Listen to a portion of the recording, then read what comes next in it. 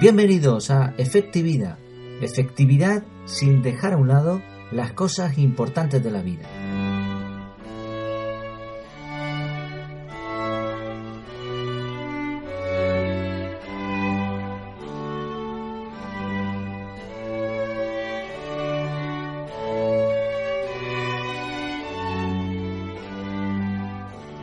Imagina que tienes el coche roto.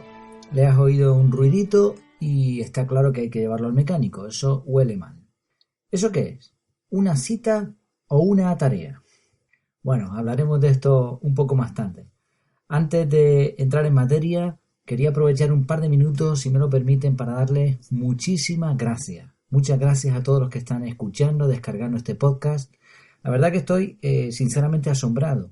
Empecé este proyecto como un hobby y así sigue siendo. Le dedico poco tiempo relativamente, el que puedo, y es simplemente un ejercicio de distracción, ¿no? Más que un trabajo. Pero lo cierto es que los resultados han sido inesperados.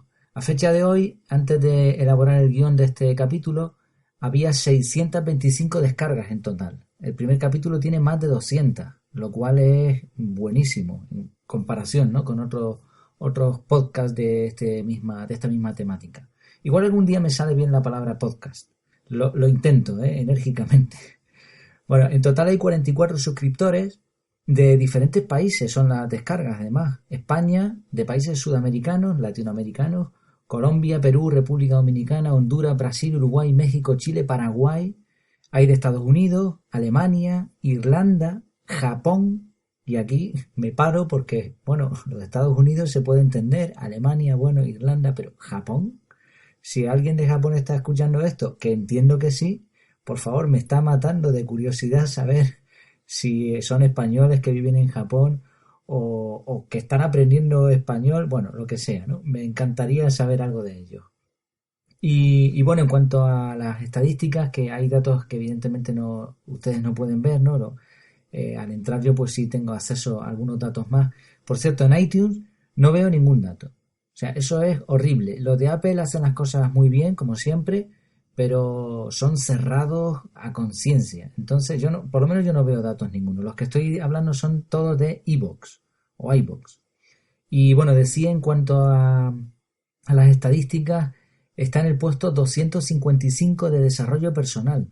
Y esto es también un dato muy, muy bueno, porque ahí tengamos en cuenta que hay miles de podcasts sobre esta temática. Así que, y eso es gracias, desde luego, a sus descargas, a sus comentarios también. He visto comentarios de muchos amigos, de mi jefe también. Me da mucha vergüenza que gente que me conoce en otro ámbito pues me escuche aquí, pero bueno, por otro lado me agradezco muchísimo todo el apoyo.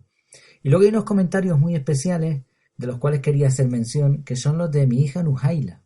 Nujaila es la primera en escuchar el podcast, porque es que no lo he terminado de subir y ya está oyéndolo. Es increíble. Y lanza sus mensajitos por ahí. Me parto de la risa con las cosas que pone. Pero bueno, de momento que sepa que lo del móvil está complicado, ¿eh? Hola, soy Nujaila. Por cierto, papá, vas a terminar comprándome un móvil y lo sabes. No sé qué interferencia se ha producido aquí. Nada. Sigo a lo mío. Bueno, aparte de dar muchísimas gracias por todo el apoyo, quería también hacer un par de rectificaciones. Y es que, bueno, hay que tener en cuenta que algunas de las cosas que digo son subjetivas, o es una opinión, y por lo tanto puedo acertar más o menos, y otra persona puede pensar de otra manera y no pasa nada.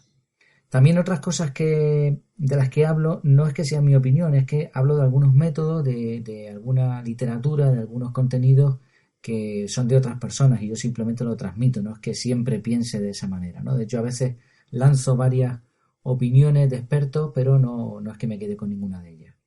Y luego, por supuesto, cometo errores, por lo cual pido disculpas también. Errores en contenido, porque me puedo equivocar en algo que he dicho, o también al expresarlo. Por ejemplo, algún amigo me ha dicho que hablo de cosas que yo supongo que son conocidas, pero a lo mejor mucha gente pues no las conoce. Sobre todo quizás el perfil que está escuchando este tipo de podcast, ¿no? Por ejemplo, hablo del GTD. El GTD pues es un método de organización, después hablaré de él, así que no me voy a parar aquí. También hablo del libro de Marie Kondo, como si todo el mundo lo conociera. Ojo, esta mujer japonesa es una de las 100 personas más influyentes del mundo, según la revista Time en 2015. se dedicó a hacer vídeos por YouTube de organización del hogar, sobre todo, y se ha hecho famosísima. Pero bueno, igualmente, claro, no todo el mundo la conoce, ¿no? Dije también en uno de los capítulos que había un método de Marie Kondo que era que comprábamos una camisa y quitábamos 4 y de esa forma pues quitábamos cosas de nuestro armario. No es de ella este método, es de otro libro de minimalismo, que hablaremos posteriormente de él también en otro capítulo. Ella habla más bien de quitar cosas por sentimiento, no por cantidad. Y también en el último capítulo hablábamos de una expresión canaria, dije yo, de que, bueno, casi nadie tiene para comprar una casa de paquete, ¿no? De paquete es nuevo, en Canarias, ¿no? Se utiliza esta expresión.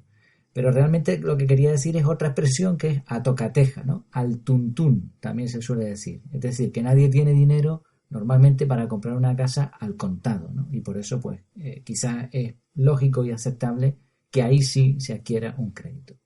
Tengo que dar también muchas gracias a muchas personas que me han ido guiando en todos estos años en cuestión de organización, de métodos. Por ejemplo, esto de Google Keep, que aconsejé también en el capítulo 3, se lo vi a un amigo y posteriormente, bueno, primero se lo vi a mi jefe y después a un amigo me terminó de convencer. Y por cierto, una cosa más y con eso termino. En el capítulo anterior hablé de que me fui al salón y conté 300 objetos, ¿no? Me puse a contar y cuando iba por 300 dejé de contar. Y alguno me ha dicho, hombre, qué exagerado, no puede ser. Pues sí, pero claro, ¿cómo se cuentan los objetos que tenemos en casa? Por ejemplo, una lámpara no es un objeto, es una lámpara y 1, 2 o 3 bombillos o más, por lo tanto son más objetos. Y los bombillos también hay que sustituirlos, adquirirlos, tirarlos, etc. Bueno, no me enrollo más con todo esto, vamos al tema de hoy. ¿Qué es una cita y qué es una tarea? Esto es una continuación del capítulo 3 de anotarlo todo. Y forma parte de una especie de resumen de GTD. No es GTD, porque este método, como vamos a aclarar ahora, es tremendamente complejo. GTD son las siglas en inglés para Getting Things Done. Y son 3 pasos, ¿no? Consiste en 3 pasos. Primero, atrapar o recopilar. Segundo paso, pensar o procesar. Y finalmente, hacer. El autor es David Allen, y en español su libro se llama Organízate con eficacia. El GTD se basa en el principio de que una persona necesita liberar su mente de las tareas pendientes guardándolas en un lugar. Al consultar ese lugar, pues simplemente las realiza en el momento adecuado. Y de esa manera se puede concentrar en eso y vivir la vida con la mente limpia, tranquila. Es un método tremendamente conocido en el mundo de la organización y de la productividad. De hecho, hay gente que lleva años dedicándose a enseñar este método a altos directivos, a empresarios, etc. ¿Cuál es el problema del método? Según mi punto de vista, por lo menos, es muy complejo, tremendamente complejo. De hecho, hay que estudiar para aprenderlo hay que estudiar ya de entrada. Pensemos que este hombre, el autor, dedicó mucho tiempo a observar métodos de gestión del tiempo, de productividad, y una cosa en la que se fijó fue la cadena de montaje de una fábrica. Y de todo lo que él extrajo de eso, lo quiso aplicar a la vida de un ser humano. Así ya veamos lo extremo que es el sistema en sí mismo. Ya digo, es muy complejo, hay que estudiarlo, después hay que ponerlo en práctica, no es fácil, hay que acostumbrarse y con el tiempo, por lo menos los que lo hemos intentado, los que lo estamos haciendo de alguna manera, vemos que pasa un tiempo y te das cuenta de que no lo estás haciendo bien. Así que tienes que volver a recordar. Eso sí, es muy, muy efectivo. A las personas que lo utilizan les cambia la vida. Pero sobre todo a aquellos que tienen muchísimas tareas a realizar. La mayoría de las personas, término medio, término común, no tienen tantas tareas y por lo tanto quizás este método sea demasiado complejo, ¿no? Muchas veces decimos, si el método que utilizas para organizarte te requiere más tiempo que lo que harías sin organizarte, pues no tiene sentido y quizás esta podría ser una opción. Pero eso sí, las técnicas del GTD, los diferentes procesos se pueden extrapolar, nos pueden servir bien como inicio o nos pueden servir para aplicar ciertas partes del método GTD. Ya tenemos la primera, de hecho, en el capítulo 3 hablamos de anotarlo todo. Aparte de lo que nosotros anotamos, sea en un papel, sea en un sistema electrónico, como decíamos antes, el Google Keep, o parecido, un sistema de notas, aparte de lo que anotamos nosotros, porque son cosas que se nos ocurren o nos dicen, vamos a tener una entrada de otras cosas por otros medios. A esto en GTD se le llama bandejas de entrada. Una bandeja de entrada puede ser el buzón de correo. Ahí te llega una carta, te llega una factura, entonces nosotros lo ponemos en una mesa, en un sitio, ahí lo dejamos. Eso es una bandeja de entrada. El SMS, el WhatsApp, el correo electrónico, son todo bandejas de entrada. Bueno, con todo eso que tenemos, anotaciones y bandejas de entrada, ahora cada cierto tiempo hay que sentarse a procesar. Y procesar es simplemente decir, ver lo que tenemos ahí delante y decir, ¿y esto qué es? ¿Y esto qué es? Y muchas veces esto no lo hacemos. Y de ahí vienen muchos errores en organización. ¿Cuántas veces hay que procesar? Pues dependiendo de la cantidad de tareas que tengamos, ¿no? La cantidad de eventos que nos vayan entrando por las bandejas de entrada. Por término medio, para una persona normal, quizá una vez al día sea más que suficiente. Vale, ahora procesamos. Y ahora pueden ocurrir varias cosas. Primero, puede ocurrir que lo que veamos sea basura. Basura. A veces nos viene un correo y es spam, es basura. Entonces, ¿qué hacemos? No lo dejamos en la bandeja de entrada del correo, lo borramos. Eso se va a quedar ahí borrado. En algunas ocasiones, si es un método digital como el email, puede ser que se quede un par de semanas, un mes ahí en una papelera. Si es una factura, por ejemplo, una carta felicitándonos por nuestro cumpleaños, yo qué sé, cualquier cosa de esa, no nos sirve para nada.